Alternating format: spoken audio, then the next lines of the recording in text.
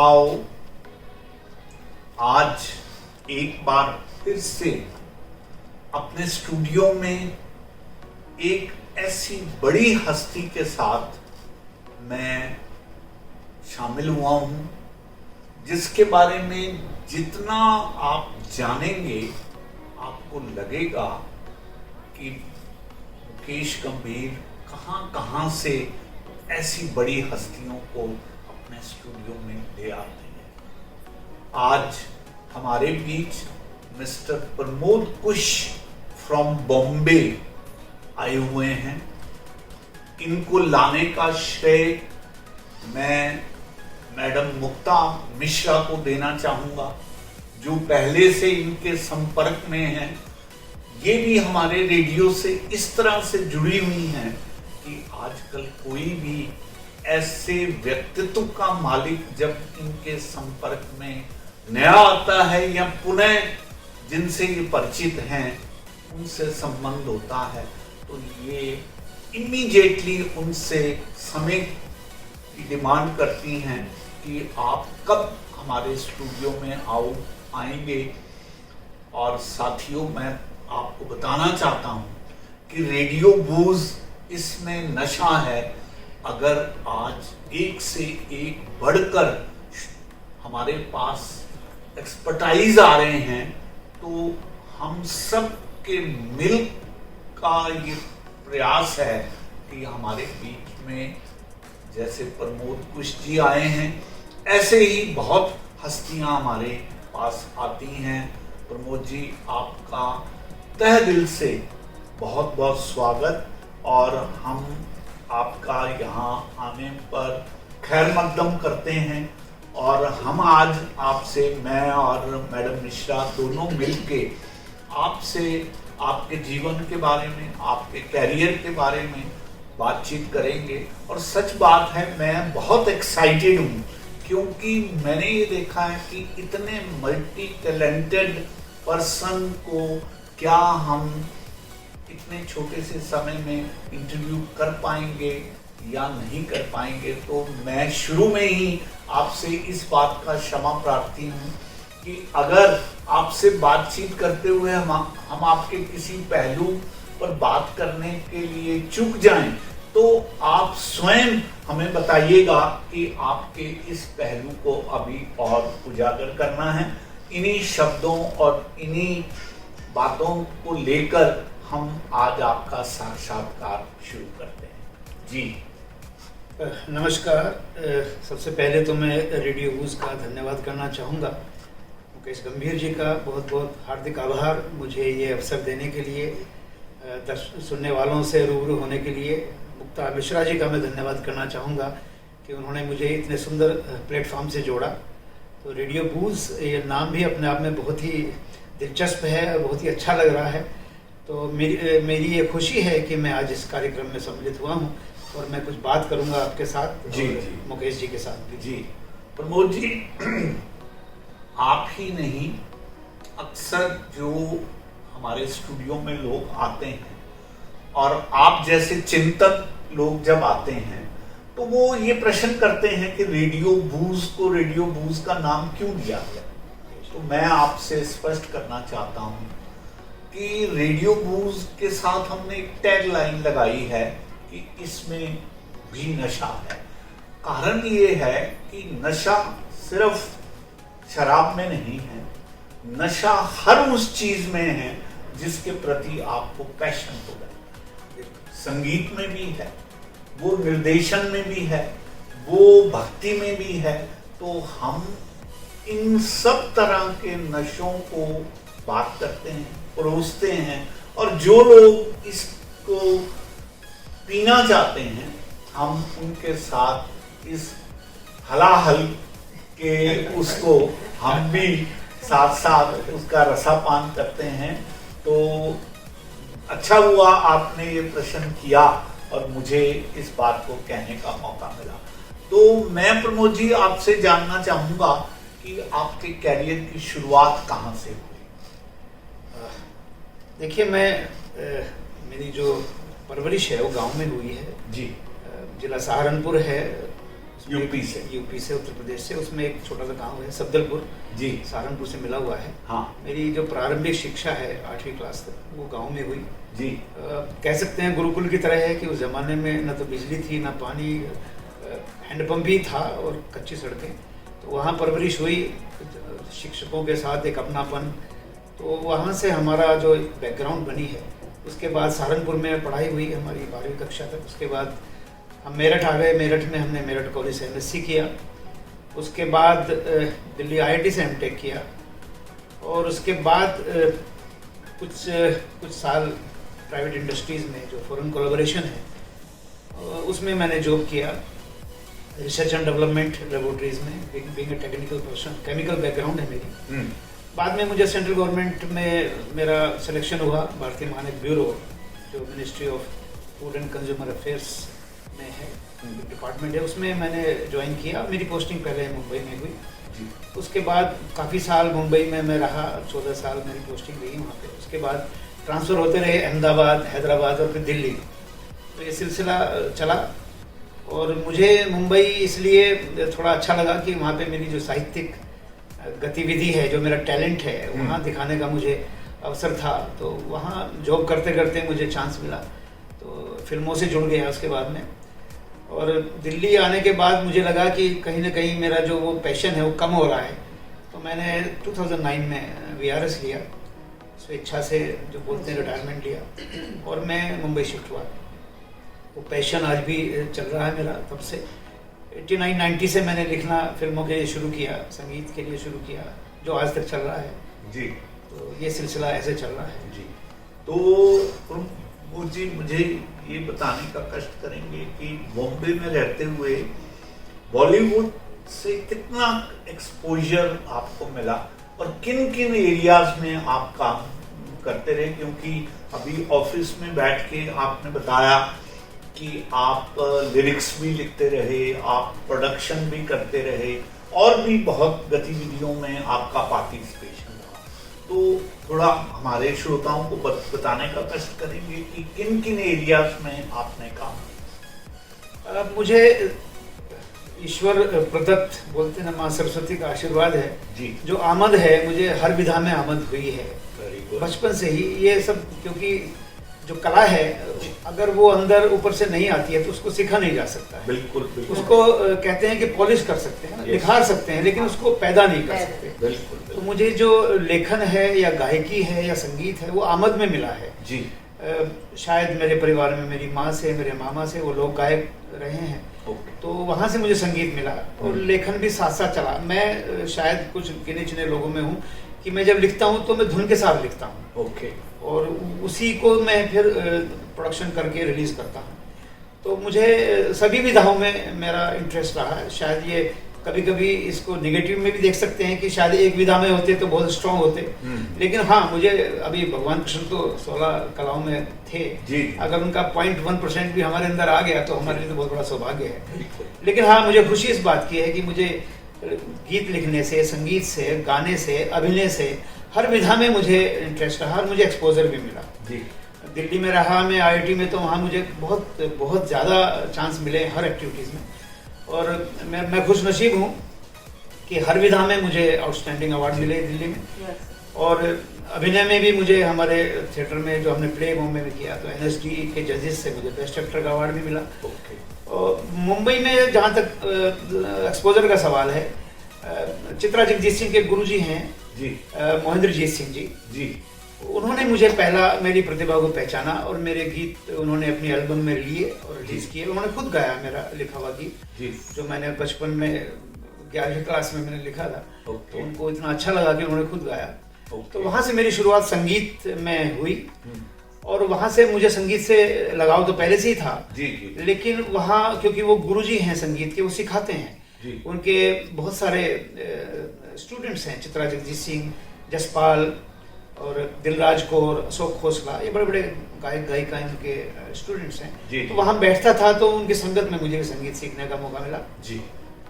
उसके बाद संगीत महाभारती में मैंने बाकायदा थोड़ी संगीत की शिक्षा ली। तो संगीत से मैं जुड़ा रहा और मुझे जतिन ललित एक संगीत जोड़ी हैं मुंबई में, वो मेरे गीतों को बहुत पसंद करते थे। जी। तो उन्होंने मुझे देव साहब या देवानंद से मिलवाया जी। उनकी फिल्म गैंगस्टर में उन्होंने मुझे गीत लिखने का मौका दिया, ओके। जहाँ पहले नीरज जी भी लिख रहे थे और MG हशमत लिख रहे थे बाकी गीत, उनका इंतकाल हो गया था तो वो गीत अधूरा था। तो नीरज जी भी नहीं किसी वजह से नहीं लिख पाए, तो वो गाना मेरे किस्मत में था शायद, जी। तो मैंने लिखा। वो गाना उस दौर का बहुत बड़ा हिट गाना था। मुझे जरा बताइए कुछ गुनगुना दीजिए सर, कुछ हाँ उसके वो गाना साहित्यिक तो नहीं है कोई बात नहीं सर, लेकिन अच्छा क्योंकि लगेगा। फिल्म की डिमांड थी, देव साहब ने कहा कि एक हमारी सिचुएशन है कि जिसमें जो पुरानी जनरेशन है और नई जनरेशन के बीच टकराव है। पुरानी जनरेशन बोलती है कि नई जनरेशन बिगड़ गई है और नई जनरेशन बोलती है कि पुरानी जनरेशन ने पुराने ख्यालात की है, वो समझते नहीं है हमें। हाँ। तो इस टकराव को मुझे गीत के माध्यम से दिखाना था और उसमें ये भी था कि ज़्यादा बात कहनी थी तो छोटा गीत तो हो नहीं सकता था, तो मुझे एक रैप का सहारा लेना पड़ा। ओके। तो उस जमाने में बाली ब्रह्मभट्ट करके एक सिंगर थे, अभी भी हैं, उनका गाना भी हिट हुआ था, अम्मा देख तेरा मुंडा बिगड़ा जाए। अच्छा सर। तो उनको भी फिर नवकेतन में मैं ही लेके आया। ओके। तो फिर मैंने वो गाना लिखा। वो गाना हालांकि मुकड़ा तो उसका कमर्शियल है, बट उसके जो अंतरे हैं जी। वो थोड़े संदेश वाले हैं। अगर जी। उनको चलाएंगे तो मैं सुना सकता हूँ। ऐसा करते हैं जी। एक तो पहले मुखड़ा बता दीजिए, उसके बाद एक आध अंतरा जो आपको लगता है तो कुछ और भी रचनाएं आप हाँ। साझा करेंगे, बहुत अच्छा लगेगा। हाँ। वो गाना, उसके वर्ड्स थे कि आजा गोरी मांगड़ की तेरी कमर पे चोटी लटके है, ओके सर। नार नवेली तूफानी अदाए तेरी हटके है, हाँ। आजा प्यार सिखा दूं तुझको गले लगा लूं अपना बना लूं। ऐसे करके गाना कमर्शियल है, संगीत के साथ सुनेंगे तो हाँ, अलग बिल्कुल। लगेगा, हाँ। पर उसके जो अंतरे हैं वो संदेशात्मक है, मैसेज है उनमें। हाँ जी। दोनों के टकराव की बातें गायकी के तौर पे कही गई हैं, वो सुनेंगे तो प्ले करेंगे तो अच्छा लोगों को समझ में आएगा। बिल्कुल बिल्कुल। तो ये मेरा सिलसिला वहाँ से फिल्मों में शुरू हुआ। उसके साथ साथ एक हिंदी नेपाली फिल्म बनी थी जय बाबा पशुपतिनाथ, ओके। उसके संगीतकार थे मुरलीधर जी, जो पंडित जसराज जी के डिसाइपल हैं। तो उन्होंने मुझे गैंगस्टर के साथ साथ ही मुझे चांस मिल रहा था। वो गाना मैंने लिखा उस फिल्म के लिए, सिचुएशन पे उदित नारायण और साधना सरगम जी ने गाया है। तो वो गाना भी बड़ा अच्छा गाना था। उसके बाद ये सिलसिला फिल्मों का शुरू हो गया, लेकिन ये सब मेरा जॉब करते करते था जी। क्योंकि मेरा टेक्निकल जॉब भी था, टूर थे मेरे बहुत ज़्यादा, ऑल ओवर इंडिया हमारे टूर होते हैं। तो जब भी मौका मिलता था, कभी होटल्स में, कभी ट्रेन में, कभी फ्लाइट में, तो लिख लेते थे हम। कोई कंप्रोमाइज़ नहीं किया अपने जॉब के साथ, वहाँ भी क्वालिटी काम किया हमने और टाइम से प्रमोशन भी होते रहे हमारे जी। तो ये सिलसिला चलता रहा। और थिएटर भी हम मुंबई में जुड़े रहे, थिएटर भी मैंने किया इस्कॉन में, वहाँ पे अपना लिखा हुआ प्ले किया, प्ले एक्टिंग भी की, तो डायरेक्शन भी किया। देखिए वो कहते हैं कि भाई रोते थे हम इस बात को लेकर कि पाँव में जूते नहीं, हाँ। बाहर निकले तो देखा कि लोगों के तो पाँव ही नहीं। पाँव ही नहीं, क्या बात कही। तो बात ये है, ये तो जी। समझने की बात है। हमको यही सिखाया गया है। यस, हाँ। देव साहब की एक बात मुझे याद आती है, कहते मुझे वो तू करके बोलते थे, सभी कलाकारों को तू करके बोलते थे क्योंकि सब उनसे छोटे थे, हाँ। चाहे वो अमरीश पुरी हो, अरुणा रानी हाँ। हो, सबको तू करके बोलते थे। हाँ। तो मेरा सौभाग्य है, मैं उनको फोन करता था, वो खुद उठाते थे, हाँ। तो पहचान लेते थे मेरी आवाज कि बोल प्रमोद क्या कर रहा है। हाँ। तो मेरा सौभाग्य है। हाँ। तो वो बोलते थे एक बार कि प्रमोद कभी डिप्रेशन में मत जाना, यस। क्योंकि ऊपर वाला जब देता है ना, हाँ। तो छप्पर फाड़ के देता है और छुपे हुए को दूरबीन से ताड़ के देता है। बहुत अच्छा। तो ये देव साहब की बातें मुझे हमेशा याद रहती है कि अगर लिखा है तो मिलेगा, ऊपर वाला जरूर देगा। नीयत अच्छी होनी चाहिए अपनी, और अपना जो दिल है वो खुला रखिए, बिल्कुल। अपना जो आंचल है ना खोल के रखिए, Yes, तो ऊपर वाला दे देगा। बिल्कुल ठीक बात है। प्रमोद जी, जो बात आप कहना चाहते हैं, देखिए शायद मैंने अपनी इस रुबाई में जी, ये जी। बात कह दी है स्वागत। कि तेरे सजदे में सर को नवाऊं तो क्यों ना नवाऊं, वाह। वाह। तेरे सजदे में सर को नवाऊं तो क्यों ना नवाऊं, और तेरे सजदे में गीत गाऊं तो क्यों ना गाऊं। वाह वाह। तूने भी तो झोलियां भर भर के नवाजा है मुझको, वाह। फिर तू ही बता तेरे सजदे में गीत गाऊं तो क्यों ना। क्या बात है, क्या बात है। ऊपर वाले का Yes. माँ की कृपा ही है, सरस्वती Yes. माँ की, जो बहुत बिरलों को मिलती है। Exactly. मेरे गुरुजी महेंद्र जी सिंह जी कहते हैं हाँ। कि प्रमोद, ये जो आमद है सबको नहीं मिलती है, यस ईश्वर ने अपना रास्ता चुना है अपने आप को एक्सप्रेस करने का। वो गिने चुने लोगों में तुम हो, हम हैं। यस अगर हम उस रास्ते को बंद कर देंगे, ये काम छोड़ देंगे, तो ईश्वर नाराज होगा Yes. कि मैंने अपने आप को एक्सप्रेस करने की कुछ चुने हैं कसर लोग। छोड़ दी है। वो चुने हुए लोग हैं, वो हाँ। मेरा रास्ता बंद कर रहे हैं, हाँ। तो वो नाराज हो जाएंगे। तो हमको ये काम को आगे बढ़ाते रहना। बिल्कुल प्रमोद जी, देखिए पता नहीं क्यों आज आपके साथ बैठ के मेरी शायरी बार बार झलक रही मेरा सौभाग्य सुनने को मिला है, यस बड़ा अच्छी मैं ये शायरी। कहता हूँ कि मैं जज्बातों से जी। बेईमानी कर नहीं सकता। क्या बात है।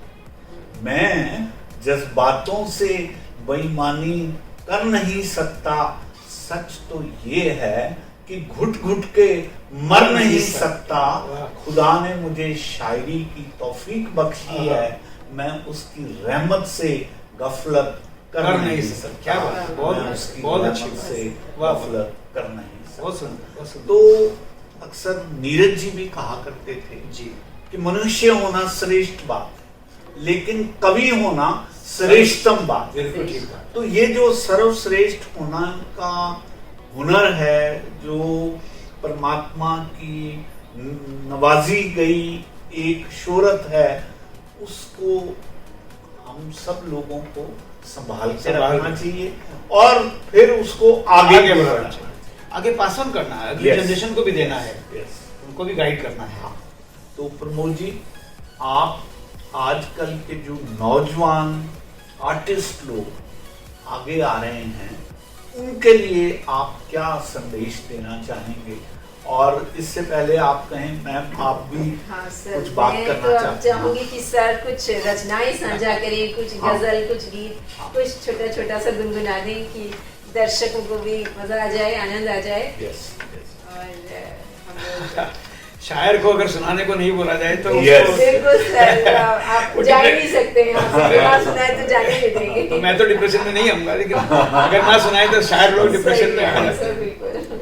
एक गजल है, मैं रखना चाहूंगा जी कि मेरा ऐसा मानना है कि समाज जो है, कम्युनिकेशन है, वो कभी रुकना नहीं चाहिए। यस क्योंकि बहुत सारी तकलीफ की जो जड़ है, हाँ वो जो कम्युनिकेशन बंद हो जाता है, हाँ। उसकी वजह से होती है। यस भले ही आपका मन मुटाव है किसी के साथ में, किसी के साथ बात नहीं बन रही है, या कोई ऐसी बात हो गई है तो हम बोलचाल बंद कर देते हैं, वो बहुत खतरनाक है, मेरा ऐसा मानना है। यस तो वही उसी बात को ध्यान रखते मैंने गजल कही है कि सफर लंबा है, मत खामोश बैठो, बात करो।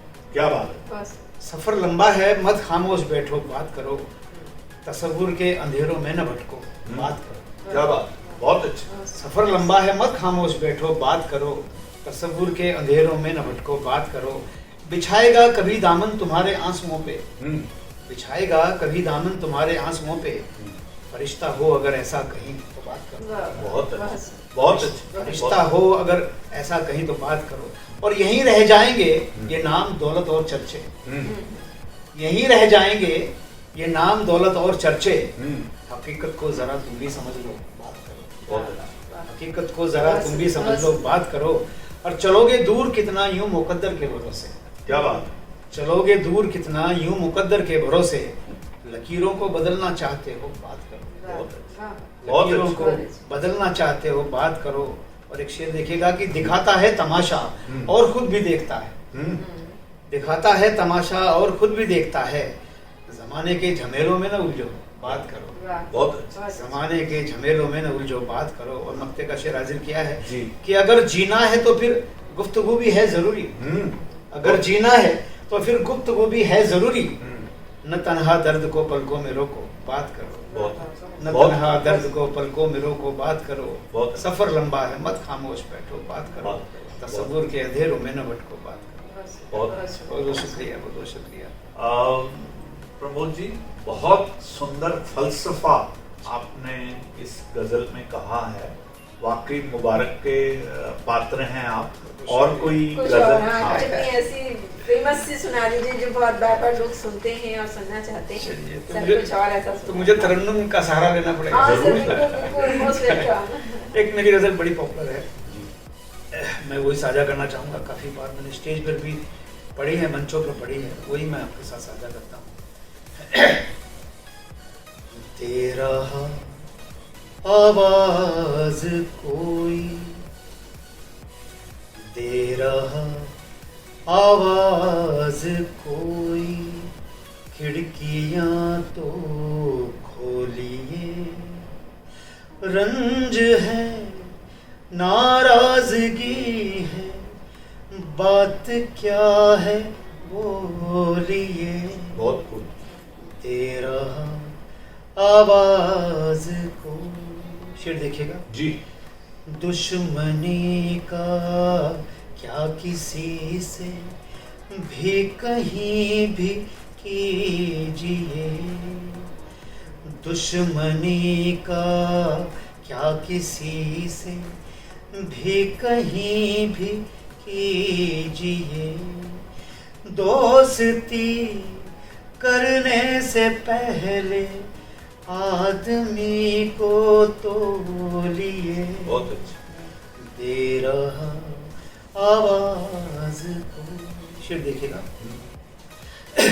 रोज उनको देखते हैं और कहते हैं गजल। क्या बात।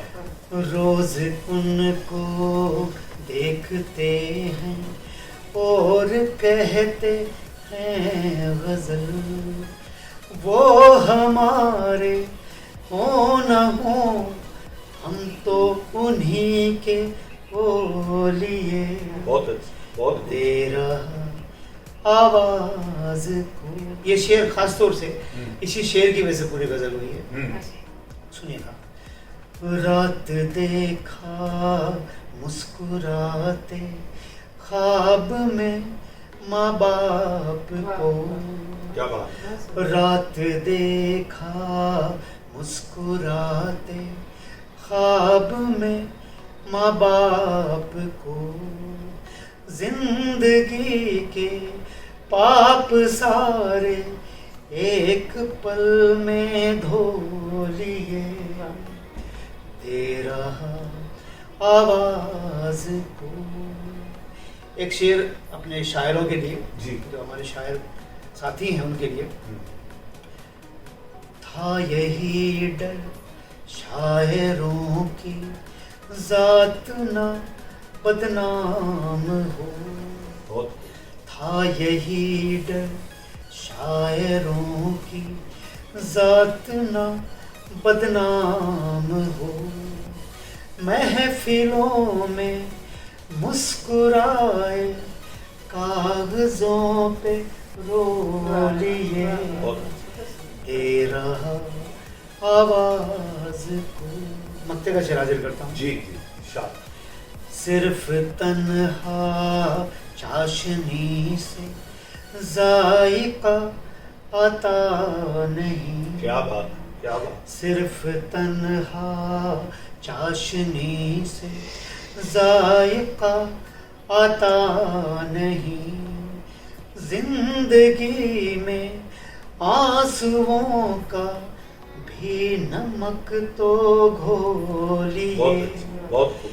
दे रहा आवाज कोई, खिड़कियां तो खोलिए।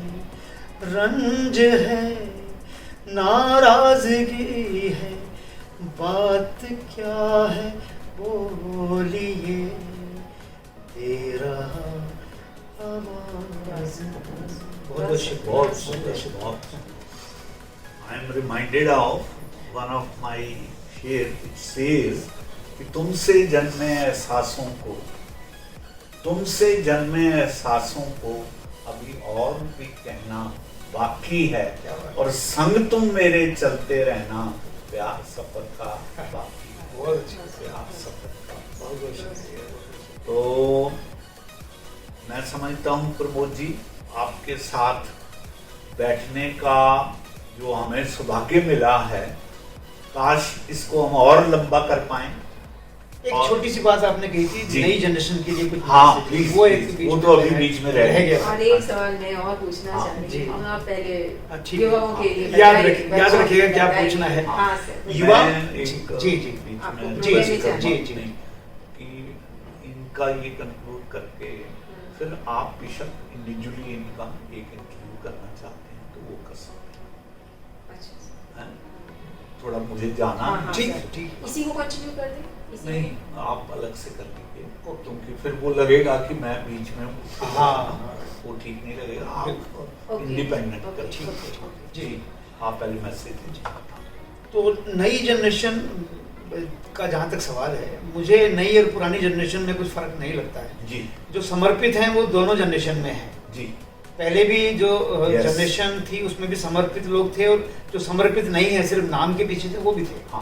और आज की जनरेशन में भी समर्पित लोग हैं जो बहुत अच्छा लिख रहे हैं, और कुछ ऐसे हैं जिनको सिर्फ मंच और नाम चाहिए। दोनों तरह के लोग हैं।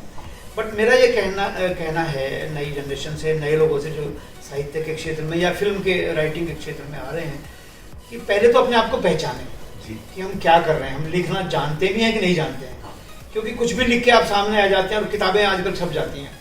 एक दो किताब आ गई तो फिर आप अपने आप को बहुत बड़ा समझने हाँ। लगते हैं, तो फिर आपको कोई सिखाता भी नहीं है कि ठीक आप बात। ये ठीक करो, वो ठीक बिल्कुल, करो। बिल्कुल। तो हमारे टाइम में ऐसा होता था कि टाइम निकल जाता था किताब आने में, बहुत टाइम लगता था।